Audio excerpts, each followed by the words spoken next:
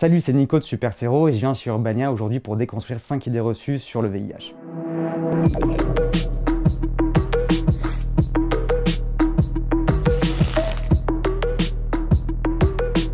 En réalité, c'est plutôt une infection chronique qu'on a, puisque le traitement qu'on prend nous empêche de développer la maladie. L'infection, c'est quand on est porteur d'un agent pathogène qui peut développer une maladie, et la maladie, c'est l'altération de l'état de santé général.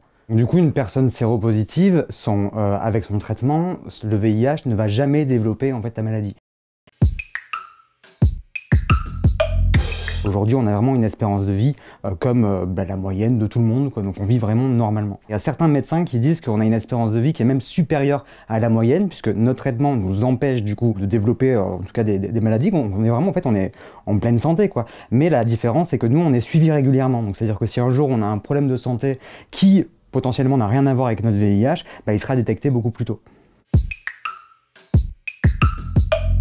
Que ça soit la mère ou le père, on peut tout à fait avoir un enfant aujourd'hui sans risque pour l'enfant. On commence à s'intéresser sur les problématiques autour de la maternité et le VIH, et notamment des questions autour de l'allaitement. On avance doucement parce que on peut pas non plus faire des études et demander à des mères de filer le sein et voir si le bébé a le VIH ou pas, quoi. Donc c'est-à-dire qu'en termes d'études, on y va vraiment doucement. Une personne séropositive sous traitement avec une charge indétectable depuis plus de 6 mois ne transmet plus le virus du VIH. Et ça, on en est certain aujourd'hui. Donc on peut tout à fait avoir des rapports non protégés sans risque. Tous ces clichés, ils viennent un peu avec le temps. De 81 à 96, c'est vraiment synonyme de mort. Donc ça a vraiment traumatisé. C'est vraiment une époque sombre qui a quand même duré très longtemps. Les premiers traitements, ils arrivent en 96, sauf que à partir de 96, on a une espérance de vie qui commence à s'approcher de la normale. Il va falloir attendre pour pouvoir le remarquer. Mais jusqu'en 2008-2010, on a l'angoisse de l'infection. C'est qu'une personne qui est porteuse du virus, même si c'est plus synonyme de mort, il y a cette angoisse de « je peux le refiler ».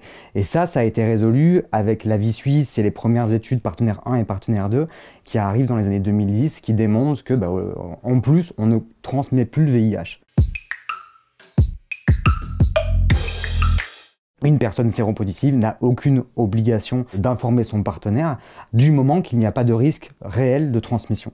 On pense trop notre sexualité en termes de confiance, or on l'attrape pas parce que l'autre nous a trahis, on l'attrape parce qu'il y a eu un accident et que ça arrive. Une épidémie, c'est pas les hommes qui sont responsables des épidémies, c'est la nature. On nous présente comme des assassins et des meurtriers, alors que en réalité, c'est grâce à nous qui avons fait le dépistage et qui sommes sous traitement que l'épidémie régresse.